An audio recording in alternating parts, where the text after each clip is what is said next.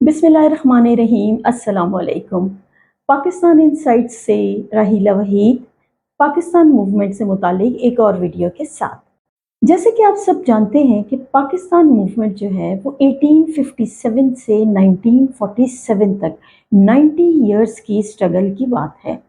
बिल्कुल इसी हवाले से मैंने टाइमलाइन के साथ अपनी एक सीरीज़ वीडियोस की शुरू की थी, जिसमें मैंने 1857 से बात शुरू की थी और आज की इस वीडियो में 1947 के 3 इम्पॉर्टेंट इवेंट्स के साथ मैं इन वीडियोस को, इस मूवमेंट को यहाँ पर कंक्लूड करूँगी इंशाअल्लाह ताला।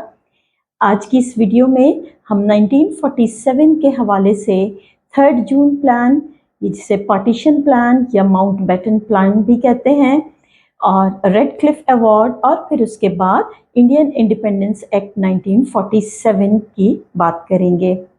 तो शुरू करते हैं अपनी आज की वीडियो 3 जून प्लान से, जो कि लॉर्ड माउंट बैटन ने पेश की।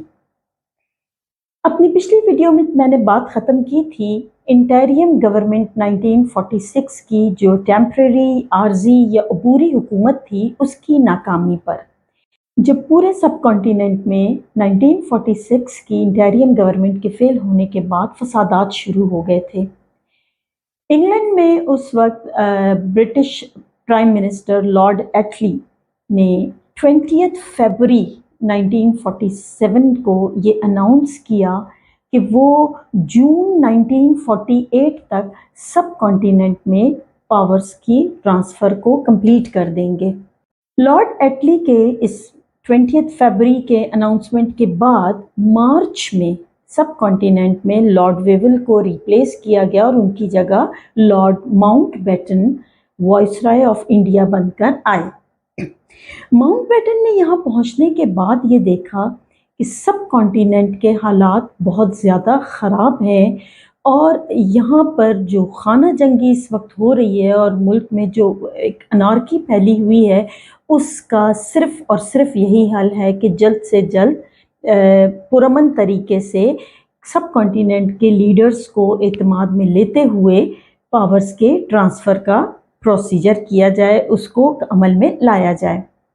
इस मकसद से लॉर्ड माउंट बैटन ने अपना एक प्लान तैयार किया, जिसके बारे में हम अभी डिस्कस करेंगे। लेकिन उससे पहले एक बात, अपने इस प्लान की तैयारी में और पार्टीशन प्लान को बनाने में लॉर्ड माउंट बैटन को बहुत ज़्यादा मुश्किलात का सामना था। 3 बातें यहाँ पर इम्पॉर्टेंट हैं। सब कॉन्टिनेंट के मुसलमान और मुस्लिम लीग किसी भी तौर पाकिस्तान से कम पर बात करने के लिए तैयार नहीं थे। उन्हें सिर्फ़ और सिर्फ पाकिस्तान ही अपने ख्वाबों की ताबीर के तौर पर एक अलहदा ममलिकत की हैसियत से चाहिए था। जबकि कांग्रेस का ये स्टांस था कि पावर्स पहले सब कॉन्टिनेंट की उस कॉन्स्टिट्यूएंट असेंबली को ट्रांसफ़र किए जाएं जिसमें कांग्रेस की और हिंदू लीडर्स की मेजॉरिटी है।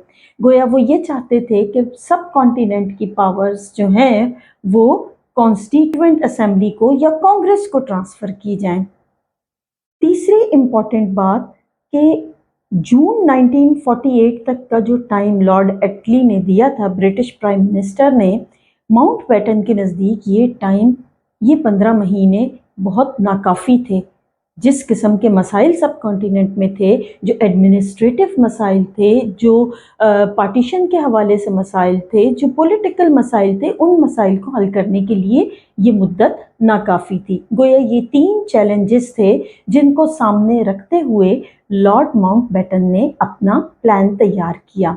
इन तमाम मुश्किलात को सामने रखते हुए और सब कॉन्टिनेंट के लीडर्स से बातचीत के बाद लॉर्ड माउंट बैटन ने अप्रैल के मिड में अपना एक प्लान तैयार किया, जिसे ब्रिटिश पार्लियामेंट के सामने अप्रूवल के लिए पेश किया गया। पार्लियामेंट से अप्रूवल के बाद 3 जून को ये प्लान पेश किया गया। इस पार्टीशन प्लान के तहत पंजाब और बंगाल की कानून साज असेंबलियों को ये इख्तियार दिया गया कि वो ये फैसला करें कि उनके सूबों की डिवीज़न होनी चाहिए या नहीं। केपीके, आज का केपीके और उस वक्त का एनडब्ल्यूएफपी, NWFP میں ریفرنڈم کروایا جائے کہ وہ کیا چاہتے ہیں۔ انڈیا کے لوگ اپنا کانسٹیٹیوشن خود بنائیں گے اور وہ کانسٹیٹیوشن ان کے لیے اپلیکیبل نہیں ہوگا جو اسے ریجیکٹ کر دیں۔ گویا جن کے لیے قانون بنایا جائے ان کی اس میں رضامندی لازمی ہے۔ ان کی مرضی کے بغیر کانسٹیٹیوشن ان کے لیے امپلیمنٹ نہیں کیا جا سکتا۔ اسی طرح بلوچستان کو یہ حق دیا گیا کہ وہ اپنے فیوچر کا خود اپنی مرضی سے ڈیسائیڈ کریں کہ وہ اس کے لیے کیا طریقہ اختیار کریں گے۔ پرنسلی اسٹیٹس، انہیں یہ اختیار ہوگا، جو ریاستیں ہیں انہیں یہ مکمل اختیار دیا جائے گا کہ وہ اپنے عوام اور اپنے حکمرانوں کی مرضی کے مطابق کس کے ساتھ الحاق چاہتے ہیں، دونوں ملکوں میں سے کس ایک ملک کے ساتھ اپنا انیکزیشن یا ایکسیشن چاہتے ہیں۔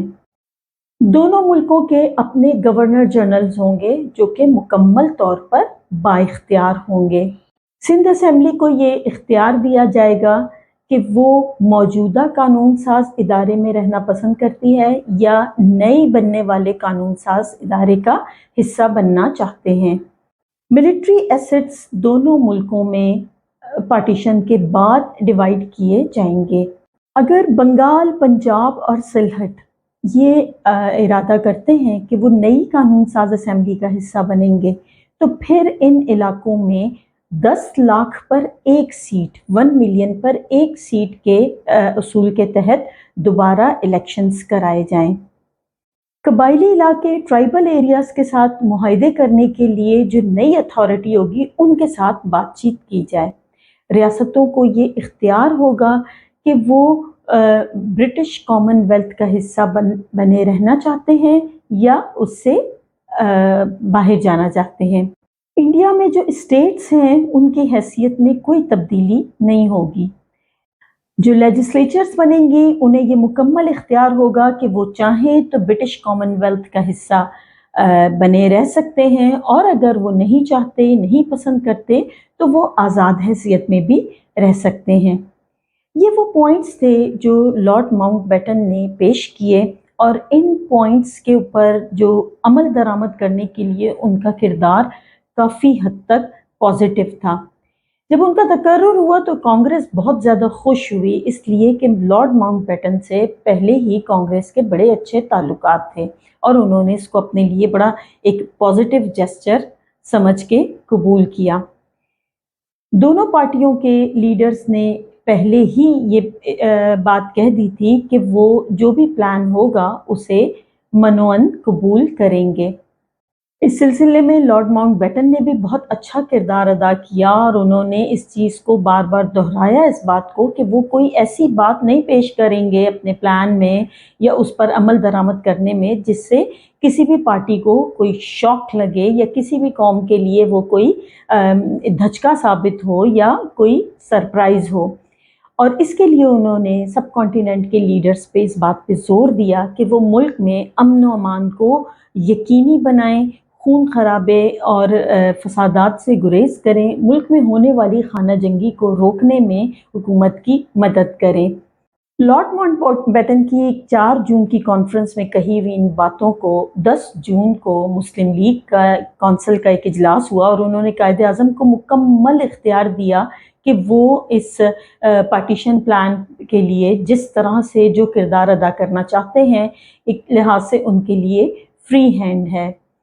قائد اعظم کی ایبل گائیڈنس پہ مسلم لیگ کا بھرپور اعتماد تھا۔ مسلم لیگ کی 10 جون کی کانفرنس کے بعد آل انڈیا کانگریس کمیٹی نے 14 جون کو ایک قرارداد منظور کی جس میں انہوں نے اس پلان کو تو منظور کر لیا لیکن ساتھ ہی ساتھ اس خواہش کا اظہار کیا کہ وہ انڈیا کی تقسیم کو نہیں مانتے۔ کانگریس نے اپنی قرارداد میں اس خواہش کا اظہار کیا کہ یہ جغرافیائی تقسیم بر صغیر کے مسائل کا حل نہیں ہے، اگر انڈیا کی تقسیم نہ ہوتی تو یہ زیادہ بہتر تھا۔ مولانا ابوالکلام آزاد نے اس سلسلے میں ایڈیشن کی اپنی اس بات میں کہ انہیں یقین ہے کہ یہ تقسیم عارضی ہے۔ جو مہا سبھا تھی، جو ایوان بالا تھا سب کانٹیننٹ میں، انہوں نے بڑے سخت الفاظ میں اس تقسیم کے بارے میں کہا کہ سب کانٹیننٹ میں امن اس وقت تک نہیں قائم ہو سکتا جب تک انڈیا دوبارہ ایک نہ ہو جائے۔ تو یہ تو 3 جون پلان پہ مختلف لیڈرز کے، مختلف پارٹیوں کے خیالات تھے، لیکن اس پلان کے پر عمل درآمد کرنے کے لیے کیا ہوا؟ اور سندھ نے اپنا فیصلہ سنا دیا کہ وہ نئی قانون ساز اسمبلی میں جائیں گے۔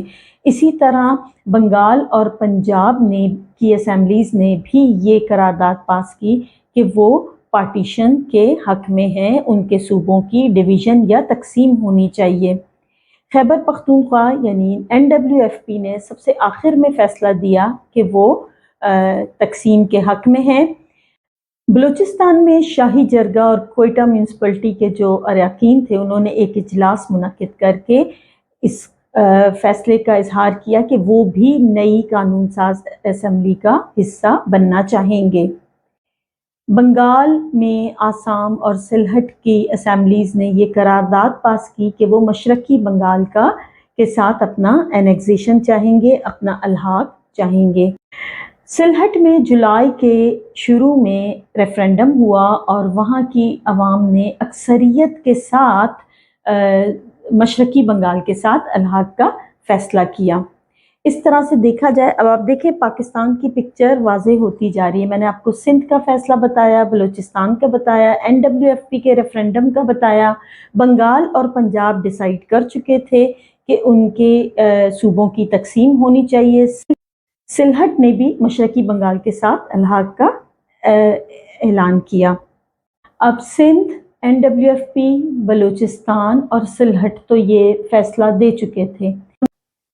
ان صوبوں کے فیصلوں کے بعد اب بات آ جاتی ہے بنگال اور پنجاب کی، جہاں پر پہلے سے موجود صوبوں کے اکثریتی علاقوں کی ڈیمارکیشن ہونی تھی، یعنی سرحدوں کا تعین ہونا تھا۔ اس مقصد کے لیے سر سائرل ریڈ کلف کا تقرر ہوا، جنہیں اس باؤنڈری کمیشن کا چیئرمین بنا کر بھیجا گیا۔ سائرل ریڈ کلف لندن کے ایک بہت بڑے لائر تھے۔ ان کے اپوائنٹمنٹ پہ قائد اعظم نے اعتراض کیا تھا، لیکن وہ اعتراض مسترد ہو گیا۔ ایک ایسا شخص جو اس سے پہلے کبھی سب کانٹیننٹ میں آیا ہی نہیں، جسے سب کانٹیننٹ کی جغرافیکل جو سچویشنز تھیں ان کا پتہ ہی نہیں تھا، ان کو یہاں پر باؤنڈری کمیشن کا یعنی سرحدوں کا تعین کرنے کے لیے جو کمیشن بنایا گیا اس کا چیئرمین بنا کر بھیج دیا گیا۔ دونوں پارٹیوں میں بہت زیادہ ریزرویشنز تھیں اس حوالے سے، اور ایک مشورہ یہ بھی آیا کہ اس معاملے کو UNO کے انڈر سالو کیا جائے، لیکن نہرو نے اس تجویز کو مسترد کر دیا۔ 2 باؤنڈری کمیشن بنے، پنجاب باؤنڈری کمیشن اور بنگال باؤنڈری کمیشن۔ پنجاب کے لیے جو باؤنڈری کمیشن بنا اس میں پاکستان کی طرف سے جسٹس دین محمد اور جسٹس منیر شامل تھے، جبکہ انڈیا کی طرف سے جسٹس مہر چند اور جسٹس تیج سنگھ۔ اسی طرح بنگال کے باؤنڈری کمیشن میں جسٹس ابو صالح، جسٹس عبد الرحمان اور جسٹس محمد اکرم پاکستان کی طرف سے مقرر ہوئے، اور انڈیا کی طرف سے جسٹس بسواس اور جسٹس مکھرجی۔ یہ باؤنڈری کمیشنز جون کے اینڈ میں بنی تھیں، اور ریڈ کلف جولائی 8، 1947 کو انڈیا پہنچے۔ یہ کمیشنز اس سلسلے میں کوئی کام نہیں کر سکی تھی، کسی ایک نتیجے پر نہیں پہنچ سکی، اس لیے ریڈ کلف نے باؤنڈری کی جو ڈیمارکیشنز ہیں اس کے حوالے سے اپنا ایوارڈ پیش کر دیا۔ ریڈ کلف ایوارڈ پاکستان کے ساتھ اور سب کانٹیننٹ کے مسلمانوں کے ساتھ بہت بڑی ناانصافی تھی، کیونکہ اس میں جان بوجھ کر بہت سارے مسلم اکثریتی علاقے جو بنگال اور پنجاب کے تھے انہیں انڈیا کے حوالے کر دیا گیا۔ بنگال میں کلکتہ جو کہ مسلم اکثریتی علاقہ تھا اور صوبے کا کیپٹل تھا، کیپٹل ہونے کی وجہ سے ساری ایجوکیشنل، انڈسٹریل، اکنامک ایکٹیویٹی کا مرکز تھا، یعنی بنگال کے یوں سمجھ لیجئے کہ بیک بون تھا۔ اور اگر کلکتہ کو بنگال سے الگ کر دیا جاتا تو بنگال صرف ایک یوں سمجھ لیجیے ایک سلم آبادی رہ جاتی۔ سردار پٹیل نے اس سلسلے میں کہا کہ اگر ہم نے کلکتہ کھو دیا تو سمجھ لیجیے ہم نے انڈیا کھو دیا، یعنی وہ اتنے زیادہ ڈیسپریٹ تھے اس بات کے اوپر، اور جان بوجھ کر سائرل ریڈ کلف نے کلکتہ کو انڈیا کے حوالے کر دیا۔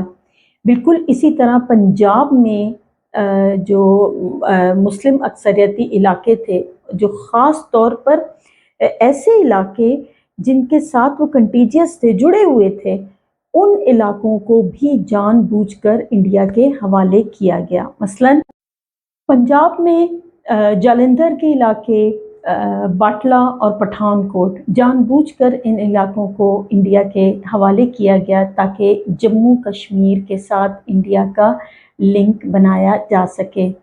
اسی طرح امرتسر میں اجنالہ اور جالندھر میں فیروزپور اور زیرہ کے علاقے جو ہیں وہ انڈیا کے حوالے کیے گئے۔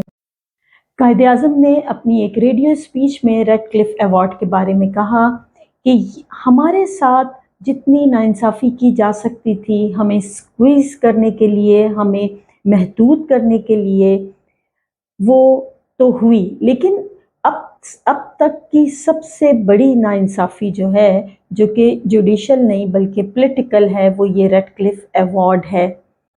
یہ ایوارڈ غیر منصفانہ ہو سکتا ہے، غلط ہو سکتا ہے، لیکن چونکہ ہم نے اسے منظور کرنے کا، اسے ماننے کا عہد کیا ہوا ہے، گارنٹی دی ہے، لہٰذا ہم اسے ضرور تسلیم کریں گے۔ یہ ہماری بدقسمتی ہے اور ہم اسے ہمت اور حوصلے کے ساتھ اس کا سامنا کریں گے۔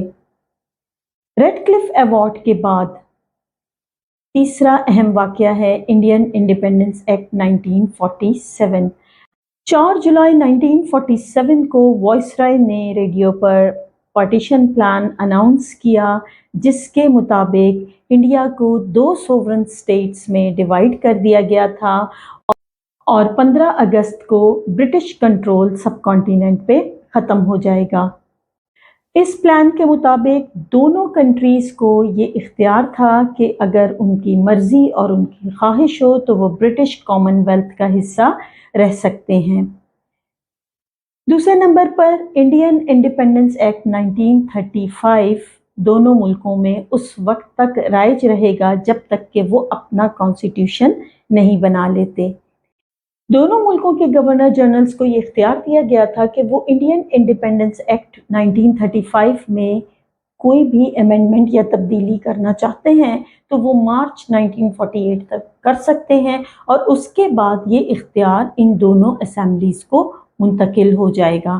برٹش گورنمنٹ کو یہ اختیار ہوگا کہ وہ دونوں ملکوں کے لیے علیحدہ علیحدہ گورنر جنرل مقرر کریں یا پھر کسی ایک ہی کو دونوں ملکوں کا گورنر جنرل بنا دیں۔ سینٹرل لیجسلیٹو کونسل ختم ہو جائے گی اور اس کا یہ کام نئی بننے والی اسمبلیز کو منتقل ہو جائے گا۔ جس طرح گورنر جنرل کو کانسٹیٹیوشن میں امینڈمنٹ کا اختیار دیا گیا، اسی طرح گورنر جنرل کو اسے ڈس اپروو کرنے کا بھی اختیار دیا گیا۔ اسمبلی سے یہ اختیار لے کر گورنر جنرل کو منتقل کر دیا گیا برٹش کراؤن کی طرف سے۔ سرحدوں کا تعین یا بارڈرز جو ہیں ان کی ڈیمارکیشن جو ہے وہ صرف اور صرف باؤنڈری کمیشن کے ذریعے ہی ہوگی۔ پرنسلی اسٹیٹس کو یہ اختیار ہوگا کہ وہ دونوں ملکوں میں سے کسی بھی ملک کے ساتھ اپنا الحاق کرنا چاہتے ہیں، انیکزیشن چاہتے ہیں تو کر سکتے ہیں، اور اگر وہ انڈیپینڈنٹ رہنا چاہتے ہیں تو وہ انڈیپینڈنٹ بھی رہ سکتے ہیں۔ یعنی آپ اس پارٹیشن پلان میں ایک طرف تو یہ دیکھیں گے کہ مسلم اکثریتی علاقے پاکستان کو ملنے ہیں، ہندو میجورٹی علاقے انڈیا کے پاس رہنے ہیں، اور ایک تیسری اینٹیٹی آپ کے سامنے جو آ رہی ہے وہ پرنسلی اسٹیٹس کی ہے۔ 500 سے زیادہ 500 سے زیادہ پرنسلی اسٹیٹس انڈیا میں موجود تھیں، جن میں ایک بڑی نمایاں کشمیر ہے، اور میں نے کشمیر ایشو پر جو ویڈیو کی تھی اس میں میں نے ان پرنسلی اسٹیٹس کے بارے میں بڑی تفصیل سے بات کی ہے، جنہیں پارٹیشن کے وقت یہ اختیار دیا گیا تھا کہ وہ इंडिया या पाकिस्तान दोनों मुल्कों में से जिसके साथ भी एनेक्सेशन चाहते हैं कर सकते हैं, और अगर वो इंडिपेंडेंट रहना चाहते हैं तो वो इंडिपेंडेंट भी रह सकते हैं। इन प्रिंसली स्टेट्स के और ब्रिटिश गवर्नमेंट के दरमियान जो मुआहदा है वो ब्रिटिश गवर्नमेंट के कंट्रोल के एंड होने के साथ ही वो मुआहदा भी ख़त्म हो जाएगा, और शहंशाह हिंद का जो एक टाइटल था इसके साथ ही वो भी ख़त्म हो जाएगा। इस तरह ब्रिटिश पार्लियामेंट ने इस इंडियन इंडिपेंडेंस एक्ट 1947 को 14 जुलाई 1947 को अप्रूव किया, और उसके साथ ही इंडिया और पाकिस्तान का क़याम अमल में आ गया। पाकिस्तान मूवमेंट से मुताल्लिक ये वीडियोस मैंने 1857 से शुरू की 1947 तक 90 इयर्स की ये स्ट्रगल टाइम लाइन के साथ मुख्तलिफ वीडियोस में मैं आपको एक्सप्लेन करती रही हूँ। मुझे उम्मीद है कि आपको पाकिस्तान मूवमेंट या स्टोरी ऑफ पाकिस्तान इस पूरे टाइम लाइन के साथ 1857 से 1947 तक बहुत अच्छे से समझ में आ गई होंगी। अपना ढेर सारा ख्याल रखिएगा। इंशाअल्लाह ताला आज की इस वीडियो के बाद हम पाकिस्तान के दीगर मामलात पर मुख्तलिफ वीडियोज़ में डिस्कस करेंगे, जिनमें पाकिस्तान की एग्रीकल्चर, पाकिस्तान की इंडस्ट्री, पाकिस्तान की इकॉनमी और दीगर मामलात शामिल हैं। वीडियोस देखते रहिएगा, चैनल को ज़रूर सब्सक्राइब कीजिएगा और अपनी राय से ज़रूर आगाह कीजिएगा। अल्लाह हाफ़िज़।